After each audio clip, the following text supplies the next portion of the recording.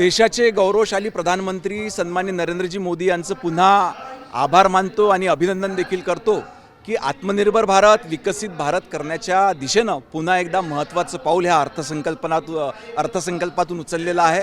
आपण बघितलं तर आज सर्वसामान्य माणसाला केंद्रबिंदू मानून जवळजवळ 12 लाख रुपयापर्यंतचं उत्पन्न हे त्या ठिकाणी करमुक्त करण्यात आलेलं आहे।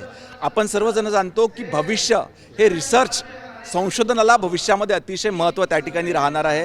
या दृष्टिकोनातून जवळजवळ 20,000 कोटी रुपयाची तरतूद हे रिसर्च करता त्या ठिकाणी करण्यात आलेली आहे। ह्या देशातला युवक, ह्या देशातला वैज्ञानिक, ह्या देशातले बालवैज्ञानिक यांना रिसर्च करता अधिक स्कोप मिळाला पाहिजे याच्याकरता 50,000 पेक्षा जास्त अटल टिंकरिंग लॅब ह्या देशामध्ये निर्माण करण्याचा देखील निर्णय ह्या अर्थसंकल्पामध्ये घेण्यात आलेला आहे।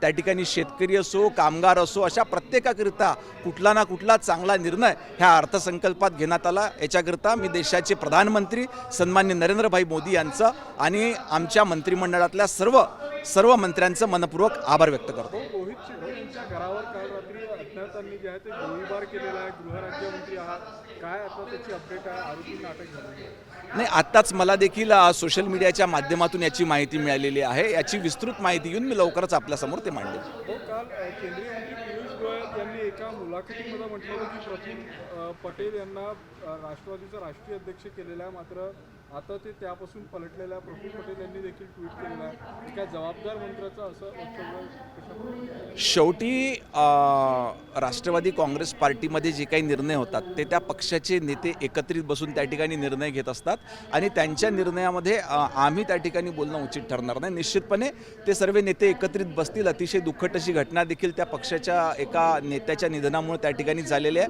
परंतु ते नेते सर्व एकत्र बसून अंतर्गत त्या पक्षाचा तो निर्णय असून एकत्रित बसून निर्णय घेतील। हो, अजित पवारांच्या निधनानंतर देवेंद्र फडणवीस यांनी सगळ्या प्रचार सभा ज्या आहेत त्या रद्द केल्या, मात्र एकनाथ शिंदे प्रचार करणार आहे। नाही, शेवटी तो त्या पक्षांचा नेत्यांचा निर्णय आहे।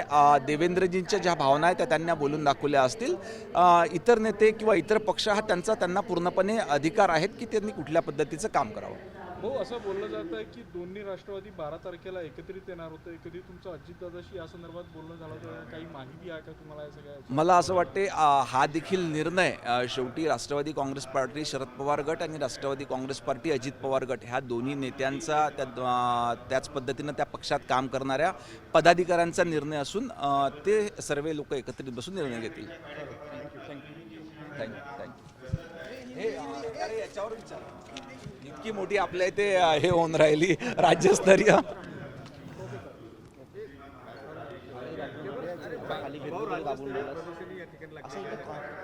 आज विदर्भाकरिता अतिशय अभिमानाची बाब आहे की राज्यस्तरीय बालविज्ञान प्रदर्शनी ही नागपूरच्या आपल्या अतिशय नामवंत अशा शिवाजी सायन्स विज्ञान महाविद्यालयामध्ये होते आहे।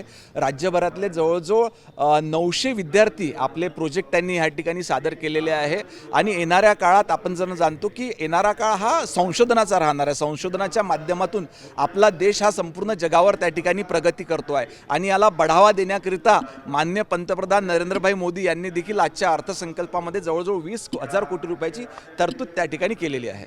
भाऊ, तुम्ही विद्यार्थ्यांना जो पुरस्कार आहे तो पुरस्कार वाढवण्याच्या बाबतीत नाराजी व्यक्त केली, काय नाराजी आहे, कसा तो पुरस्कार? नाही, मागच्या अनेक वर्षापासून आपली ही राज्यस्तरीय विज्ञान प्रदर्शनी होत असते, परंतु याच्यामध्ये राज्यस्तरावर जे विद्यार्थी सहभागी होतात त्यांना मिळणारं पारितोषिक ही कमी रकमेचं आहे। त्यांना प्रोत्साहन देण्याकरिता लवकरच शासन स्तरावर निर्णय होऊन बक्षिसाची रक्कमही वाढविण्यात येणार आहे। सर, हिंदी में पूछेंगे, जिस तरीके से हमला हुआ है रोहित शेट्टी के निवास स्थान पर, कितनी गंभीर ये घटना है और इस बारे में आप क्या बताना चाहते हैं? रोहित शेट्टी जी ये अपने राज्य के और देश के एक बहुत सीनियर कलाकार है और उन पे ऐसी घटना होना ये जरूर निंदनीय। इसकी डिटेल इन्फॉर्मेशन लेके मैं तुरंत आप लोगों को इन्फॉर्मेशन दूंगा।